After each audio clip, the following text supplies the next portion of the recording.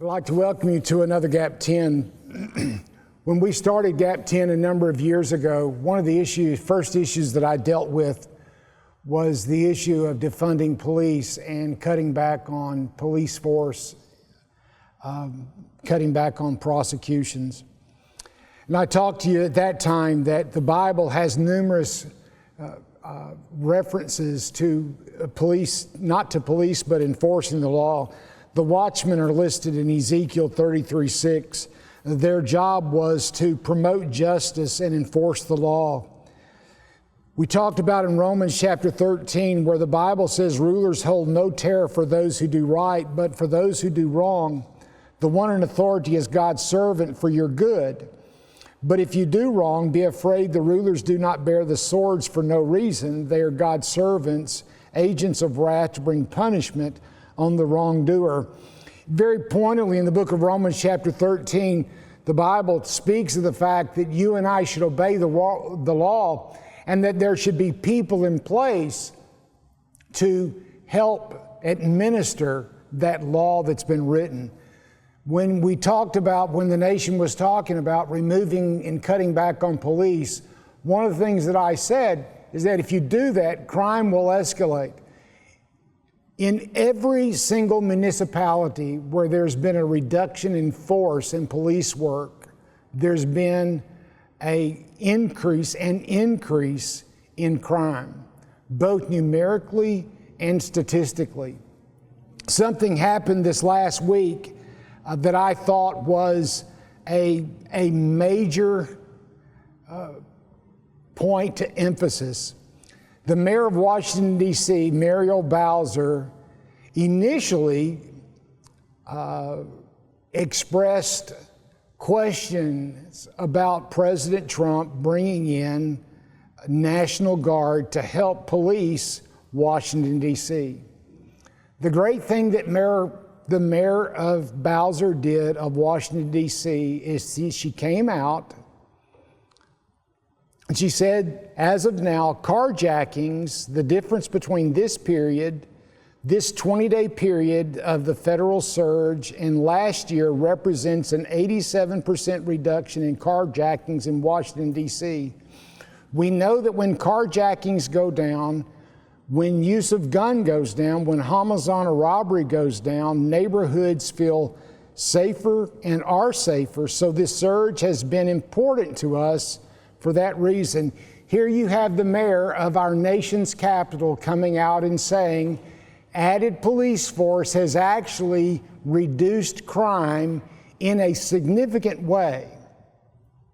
At the same time, you have governors, the governor of Washington State, of California, of Illinois, the mayor of Chicago saying, we do not want Trump's help, we do not want National Guard. Now, in all three of those states, and in the city of Chicago, there is there's a terrible number of crimes that are taking place. In Chicago, almost every weekend, there are over a dozen murders every single weekend. The average is even higher than that.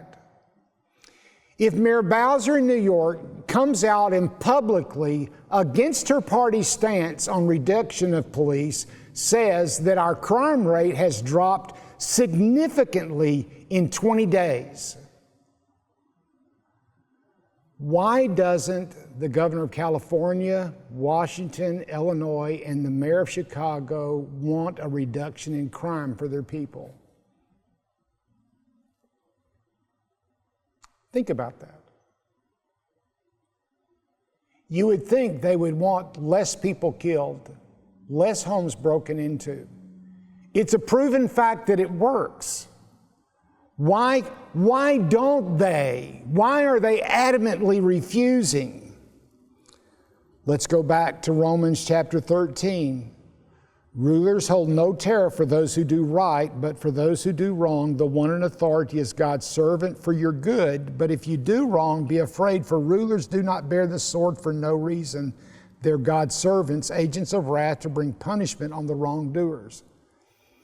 The reason that they do not want federal troops in those states is because they do not want the outside authority of the government in the state, number one. And number two, they're doing it to appease the wrongdoers. You'd say, well, Carl, what do you mean by that? Why force ICE agents out of a state if it's not that you want to appease those who are breaking the law? If Mayor Bowser is right that crime has dropped over 80% in 20 days, why wouldn't you want crime to drop 80% in your own city? It is because the mayor of Chicago, the governor of Illinois and California and Washington know who gives them their power. One thing that Mayor Bowser said that I would like to put the question and explain to her is that she said that it is well, allow me to find it. She criticized the use of masked ICE agents in neighborhoods.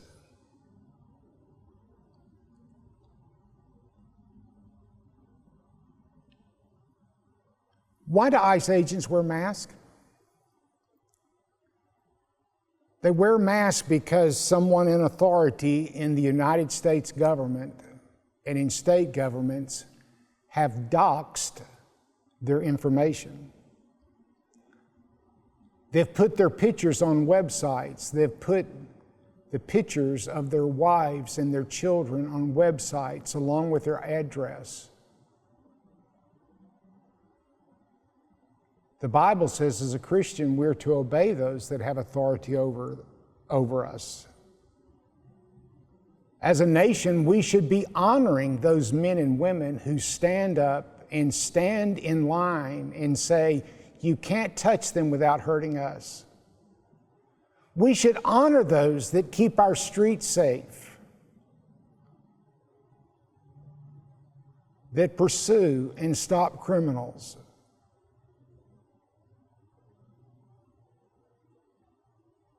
The reason they cover their faces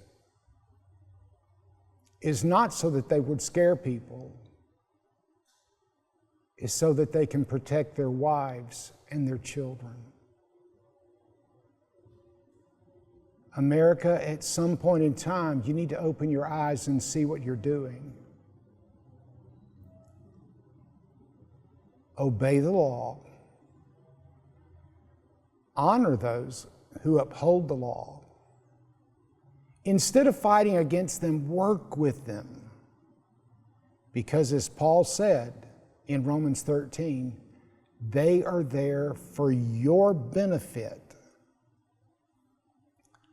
So what can we do? First, I think every Christian needs to spend time on a regular basis praying for those that are in authority in our nation, praying for policemen, for firemen. Pray for them on a regular basis. How about when you see them out at the park or at a restaurant? Stop and honestly look at them and tell them, thank you.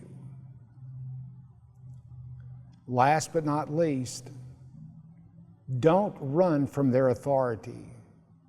Embrace it. Romans 13 says that God has placed them there for the good. You don't need to run if you've done nothing wrong. Have a blessed day.